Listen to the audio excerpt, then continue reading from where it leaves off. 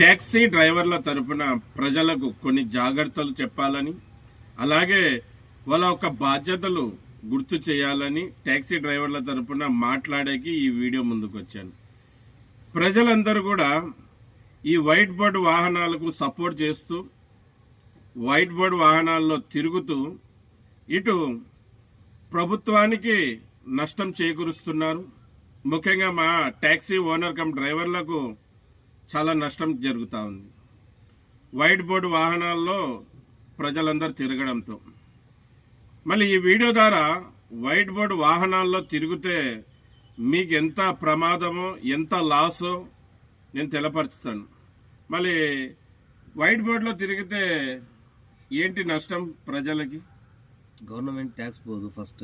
రెండోది బండి యాక్సిడెంట్ అయినప్పుడు మనకు ఎవరు చనిపోయినా గానీ వాళ్ళకు ₹1 అనేది రాదు. అదే ఎల్లో బోర్డు కనుక ఉంటే క్లెయిమ్ అవుతుంది ఇన్సూరెన్స్.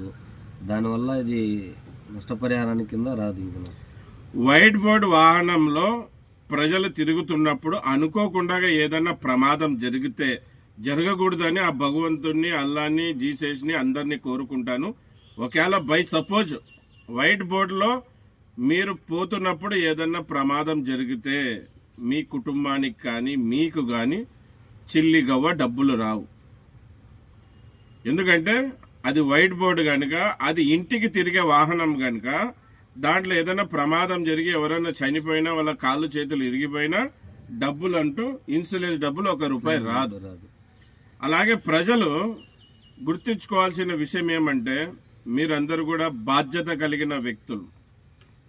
మీరు అన్యాయానికి సపోర్ట్ చేయరాదు.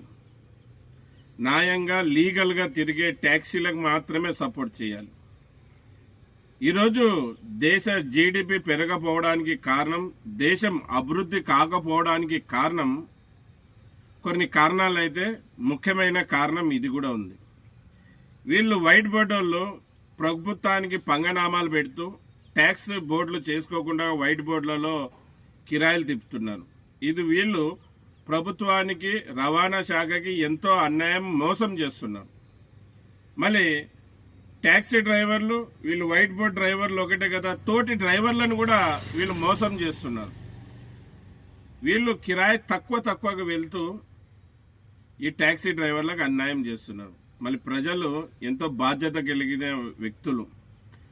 మీకు ఎవరన్నా వాహనం కిరాయికి మీరు వెహికల్ బుక్ చేస్తే వైట్ బోర్డులో వస్తే మీరు ఎక్కొద్దండి, వైట్ బోర్డులో ప్రయాణం చేయొద్దండి. వైట్ బోర్డులో ప్రయాణం చేస్తే మీకు చాలా నష్టం, అన్యాయం జరుగుతుంది. అలాగే మీరు దేశాన్ని కూడా అన్యాయం చేసిన వాళ్ళు అవుతారు.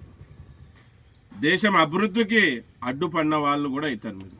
కనుక మీరు గుర్తు పెట్టుకోండి, వైట్ బోర్డు వాహనం మీ ఇంటికాడికి వచ్చి సార్ ట్యాక్సీ అంటే ఎక్కొద్దండి. ఎల్లో బోర్డు వాహనం వస్తేనే కారులో ఎక్కండి. వైట్ బోర్డులో ఇప్పటి నుంచైనా నిషేధించండి. వైట్ బోర్డులో తిరగడం చట్టప్రకారంగా నేరం కూడా. కనుక వైట్ బోర్డు వాహనాల్లో ఎవరు తిరగొద్దండి. రాబోయే రోజుల్లో డ్రైవర్ సంఘాలు ఏం చేస్తున్నాయంటే, ఒకవేళ మీరు సపోజ్ కిరాయికని కారు పిలుచుకున్నప్పుడు అది వైట్ బోర్డు ఉండి మీరు దాంట్లో ఎక్కిగిన ప్రయాణం చేస్తే, ఎక్కడన్నా యూనియన్ వాళ్ళకి గిన మీరు వైట్ బోర్డులో ప్రయాణం చేస్తున్నారంటే దారులైనా ఆపి మిమ్మల్ని దింపి మరి ట్యాక్సీ బండిలో పంపించే పరిస్థితి వస్తుంది.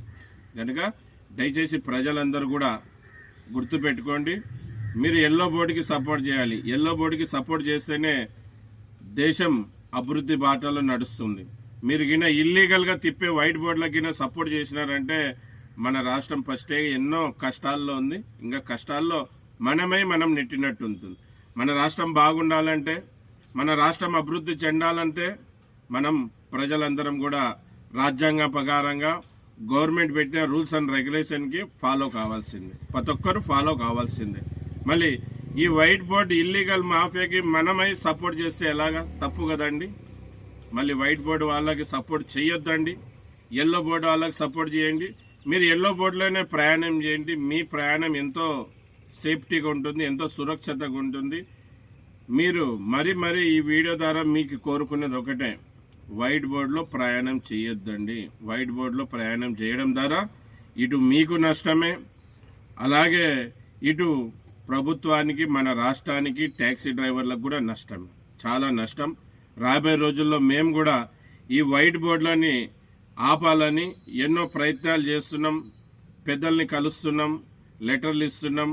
మళ్ళీ వీళ్ళు వైట్ బోర్డు వాళ్ళు గిన మా మాటను, పెద్దల మాటను, అధికారుల మాటలను గౌరవించి వాళ్ళు కూడా ఎల్లో బోర్డు చేసుకుంటే సరే. వాళ్ళు గిన ఎల్లో బోర్డు చేసుకోకుంటే జనవరి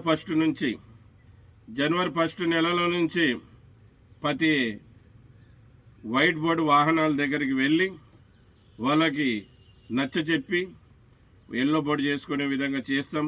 ఈయన లేని పక్షాన రవాణా శాఖ అధికారులతో వాళ్ళ బండ్లు సీజ్ చేసే బాధ్యత, సీజ్ చేపించే బాధ్యత, వాళ్ళ బండ్లన్నీ కూడా పట్టించే బాధ్యత మేము తీసుకుంటాం. అలాగే రవాణా శాఖ అధికారులతో కూడా వాళ్ళకు ముందుగా ఫైన్ లేపిస్తాం. తర్వాత ఎల్లో బోర్డు చేయించుకునే కూడా వాళ్ళ మీద ఒత్తిడి తెస్తాం. మళ్ళీ ఎల్లో బోర్డులో ప్రజలు కూడా ప్రయాణం చేస్తే చాలా సంతోషం.